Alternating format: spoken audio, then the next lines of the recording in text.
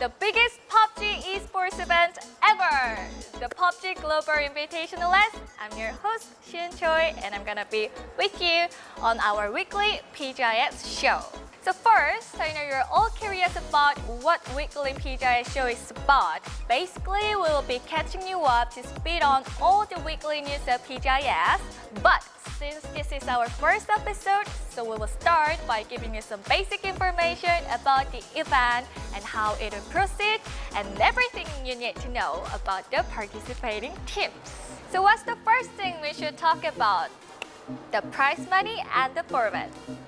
The total prize money for PGI.S is $3.5 million, but it just gets even bigger. You know about the PUBG items that are on sale during the PGI.S, right? Well, 30% of profit from those items will be distributed to the teams participating in PGI.S. That means that the more items you buy, the more prize money will go to the participating teams. Cool. So now it's time to tell you how to win the prize money. PGI.S will happen on a weekly basis with each week's schedule largely divided into two parts. Weekly survival on weekdays and weekly final on weekends. Complicated already? We've just started.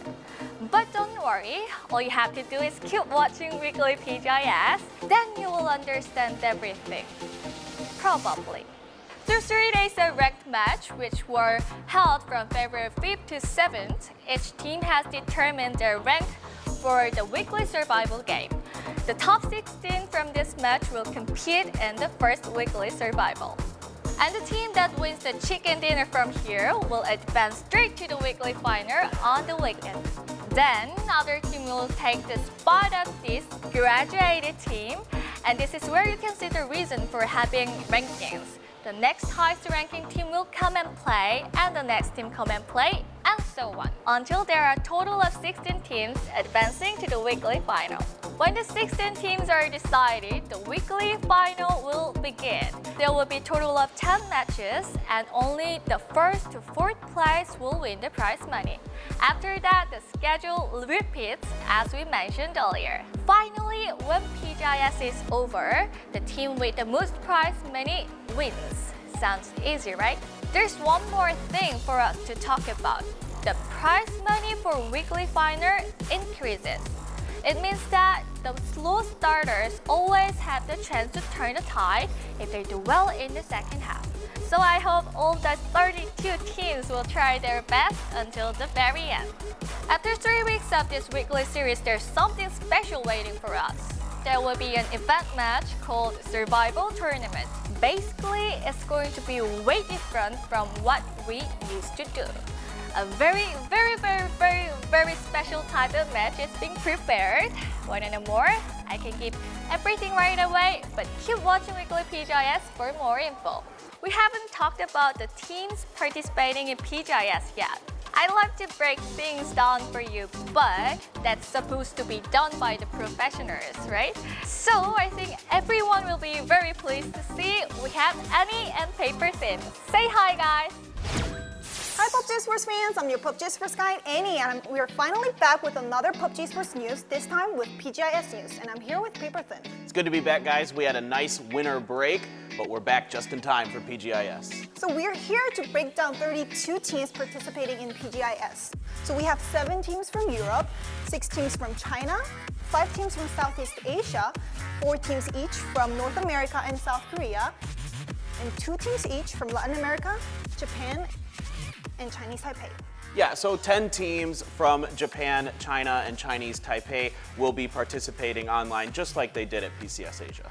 So today we're going to talk about how these teams have performed in 2020 in PCS events and after PCS events. So let's talk about European region with 7 teams. I think we have to start with Northern Lights. Well, maybe I have to say Virtus Pro because they were picked up by this big organization. They won 2 titles in last PCS events. How do you think they'll perform in PGI.S? Well, they were definitely the strongest performing team in Europe in 2020, so the hopes are high for them. They got second at DreamHack Winter. I think coming into this, they're definitely the favorite from Europe in my opinion. FaZe Clan as well is going to be right up there as always. They're so strong. Both teams have been scrimming well as well, so I'm really looking forward to seeing them perform. Yeah, if FaZe can show another FaZe Sunday, because weekly final is happening on weekends, they will have a chance to win PGI.S for sure. What about Team Liquid? Because they have been really performing consistently last year. Well, they kind of struggled in PGC, but how do you see? Yeah, they've been performing great. They haven't broken through with a win, but they're ultra consistent. They're scrimming very well. Clib has been a nice addition to the team, so I'm really looking forward to seeing them perform. We can't forget about the other EU teams as well. I mean, TSM, Navi, ENCE, DA. These guys are all really, really strong rosters. They're great performers, mechanically gifted players. I expect big things out of them. So let's move on to the next region, China. Paper, do you know the phrase warring states period? Yeah, I'm afraid they didn't teach us that in US schools. Yeah, so it was a period when the largest number of countries were established in China. So in other words, there weren't a dominant power there. So it was really similar to what happened in 2020 PUBG esports in China. The Chinese team won all PCS events last year, but it was all different teams. So let's start with Tianba Esports, who won PCS Asia Charity Showdown. By winning that event, they were very consistent among last year's PCS events. Yeah, and in general, Tianba showed themselves to be one of the strongest, if not the strongest team in China throughout all of 2020, coming into this looking good still. Of course, you wouldn't be able to talk about China without talking about infantry now. That team, of course, showed us incredible performances in 2020. I don't think anyone's going to forget the 24-kill game at PCS2 Asia. These guys are absolutely insane. They've fallen off a little bit recently, though. Yeah, but we can't deny that they rocked last year in PCS Asia events. What about TSG and MCG? They've won the later part of PCS events. Yeah, so I think for TSG, 911 did leave the team, but Sia has come in. He's been playing very good for them in scrims. They're a very strong Miramar team, so you definitely can't count them out. MCG is really splashing onto the scene now. They look so good in recent events. They've been winning a ton of stuff across Asia. With Summer coming in as their play caller, the former VC Gaming leader, they look incredibly strong. So we really have to talk about 4AM. They didn't win the PCS event, but they know how to play in global events, so I'm expecting a lot from them. How do you see? Yeah, I mean, 4AM really seems to show up at the biggest stages. Forever continues to be an incredible player with Godv still leading the way. They just find ways to do well when the pressure's on. In Southeast Asia, we really have to talk about two teams. First is Briom United Esports. This team was always your peak, right? Yeah, they're really good. They play from the edge better than maybe anyone in the world. I really like watching them play, and of course, the one time I didn't pick them, they ended up winning their event, so I have really high hopes for Buriram. Really, I think one of the dark horse teams, so to speak. What about LG Divine? Because they did participate in PGC 2019, and they are a representing team in Vietnam. Yeah, they're very consistent. They have really good players that have been playing for quite some time, and it's really exciting to finally get to see this Divine squad on a global stage. They've had some issues in the past getting to the events, and now they're here, and I'm really curious to see what they can do.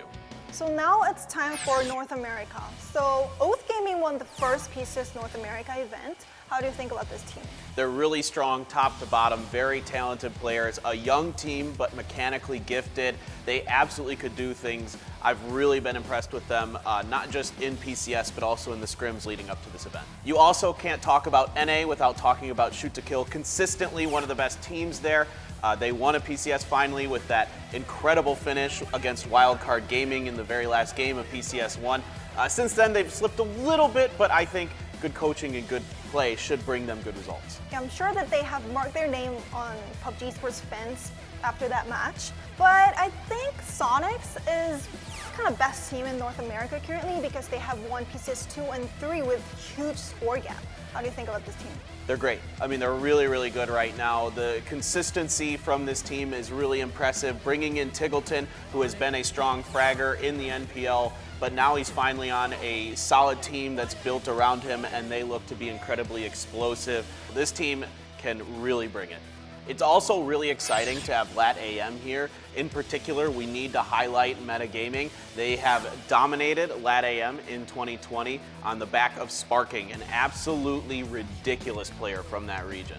So I heard that Wicked joined this team. I think this is a win-win for the player and the team because Wicked know how to play in global events. Yeah, absolutely, and they are communicating in English, and Wicked has mentioned that he's having a little bit of struggle with it. When don't not car Or come Okay. across Europe then? yeah. But I think they'll get it together in time. And also, it was really cool. They put together a jersey for Wicked that had the team name Meta Gaming in Korean, so that was really kind of a nice touch.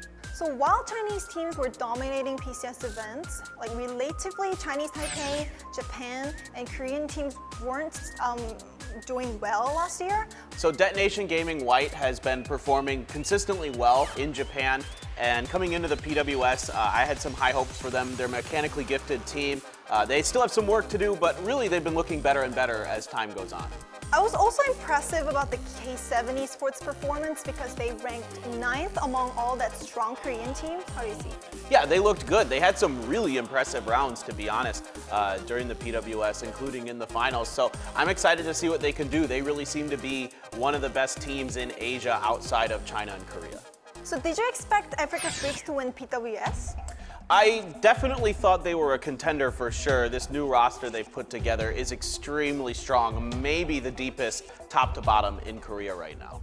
So T1 also experienced this huge roster change, but even with the strong team members, they have struggled in PWS preseason. How do you see? Yeah, they've been struggling. It's been really hard for them to kind of make the right decisions at times. Their team fighting seems to be a little off, and it's a problem that is not just in their big stage performances, but also in scrims and other things. So I'm really keen to see them improve, but it's going to have to be a really quick improvement for them to do well at PGI.S. And we have two teams left, Damwon Gia and Genji. Damwon Gia is a previous OGN Entus, and Genji is the previous champion of PGC 2019. How do you see these teams? Yeah, I mean, I think these are two of the favorites coming out of Korea for sure. I think Damwon Kia has been the most consistent team maybe in the world throughout all of PUBG esports history. They're incredibly strong. Sungjong is such a good leader. Genji, with bringing Esther back, really seems to have found their mojo again, that strength they showed at PGC when they won the World Championship. This is the first and last time for us to participate in weekly PGI.S, but we'll be back with something else, so stay tuned for every content that we present and also every matches for PGI.S. Yeah, I'm really excited for this event. It's the first time we get to see teams from across the world fighting against each other in over a year. I mean, I can't wait. All the teams have improved so much over 2020. I'm so impressed with what I've seen. Can't wait to commentate this event and really bring you guys some awesome PUBG esports action. So don't forget to stay tuned for all PGI.S events. Bye! Thank you, Winnie and Paper Thin. Although it's our last time to see them in weekly PGI.S, we have special guests waiting for you in the future.